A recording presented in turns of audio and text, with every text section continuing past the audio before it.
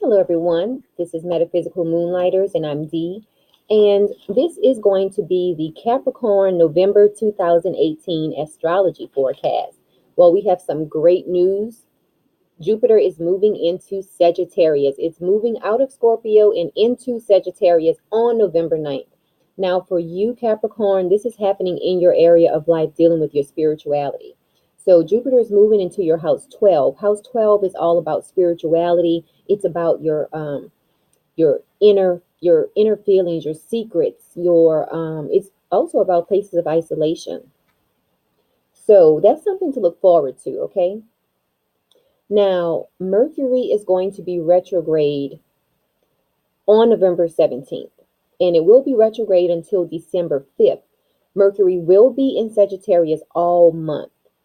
And speaking of retrograde, Venus is also retrograde this month. Now, Venus will be retrograde until November 15th, but Venus will be in Libra all month. Let's look at Mars, okay, because Mars is going to be in your area of life dealing with finances for half the month, and then it moves into your area of communications for the other half of the month. So remember, Mars is a planet of action. So you might find yourself taking more action related to your finances while Mars is in Aquarius. And then when Mars moves into Pisces, you might find yourself um, wanting to communicate more. Okay, so let's look at some aspects.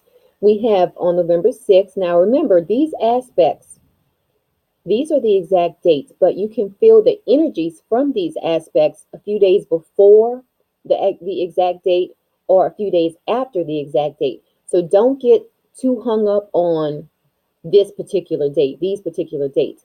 Just know that you can start feeling the energies before this date. You can feel it on this date. You can even feel it after this date, okay? But around this time.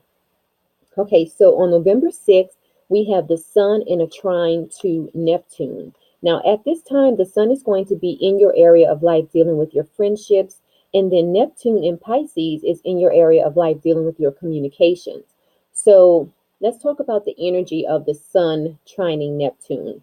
This is an energy that is great for self reflection. So, you might find yourself thinking about how do you communicate with your friends around this time. Now, on November 9th, we have Venus in a trine to Mars. Okay, this is a very assertive energy, and it also, you might find that you have an increased sex drive around this time. Now, for you, Mars in Aquarius is in your area dealing with your finances, and then Venus in Libra is in the area of life dealing with your career. Okay, so you might find yourself being more assertive around that time. You might find yourself being attracted to one of your coworkers, things of that nature around this time. Now, looking at November 17th, we have a square. We have Mercury in a square to Neptune. Now, keep in mind that this is also the date that Mercury goes retrograde, okay?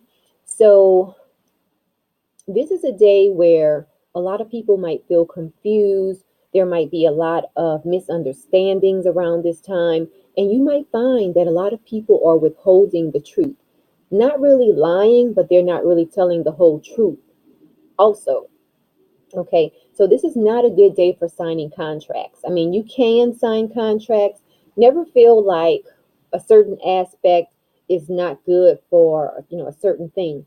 Even when Mercury is retrograde, I mean, you can buy electronics, you can sign contracts. However, you need to pay special attention when Mercury is retrograde. So just keep that in mind. Now, on November 19th, we have another square. We have Mars in a square to Jupiter. And this is an energy where you will find a lot of people being very optimistic. So that's going to be a good transit, okay? Mars in a square to Jupiter. And remember, Mars in Pisces is in your area of life dealing with your communications. And this is an aspect where you will be full of energy, okay? Now, let's look at November 26th. November 26th, we have the sun in a conjunction to Jupiter. This is a very optimistic aspect, okay? So that's something to look forward to on that day. On the same day, we have Mercury in a square to Pisces, okay? So for you, Mercury in Sagittarius is going to be in your area of life dealing with your um, spirituality.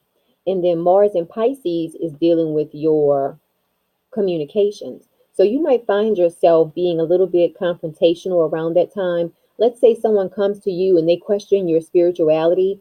You might be tempted to confront them about that. You might be a little confrontational about that around that time. And that's only because Mercury in Sagittarius is in your area of life dealing with spirituality. And then Mars in Pisces is in your area of life dealing with communications. So when you put those two together, communication, spirituality, square, it might be some type of challenge surrounding your communications and spirituality. So now let's keep going on, because on November 27th, we have conjunctions going on. We have the Sun in a conjunction to Mercury and Mercury in a conjunction to Jupiter. This is going to be a great day for taking care of business, okay? It's a great day for traveling. The only thing with this transit is because of Jupiter being involved, you might have great comprehension. However, you might overlook the small details on this day. Okay, so just keep that in mind. And this is the energy that everyone can feel, no matter what the sign is. Um, Now, on November 30th, there is an opposition. You have Venus in an opposition to Uranus.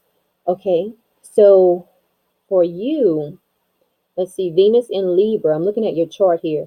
So there's going to be an opposition between your home and family life and your career around that time. So just expect some unexpected things to come up around that time. And for you, Capricorn, it's in the area of your life dealing with your career and your home and family. But let's keep going on. Let's talk about the new moon, because the new moon is going to be in Scorpio on November 7th. And remember, the new moon is great for new beginnings. Okay, so for you, the new moon is going to take place in your friendship area. So let's get a message from your guides or from your angels. This is going to be something that you can just keep on your mind at the new moon, okay? Just going to pull one card for you. Okay, let's see here. This is your message. Your message is to listen, okay? So at this new moon, quiet your mind and listen to our gentle reassurance that everything has been taken care of.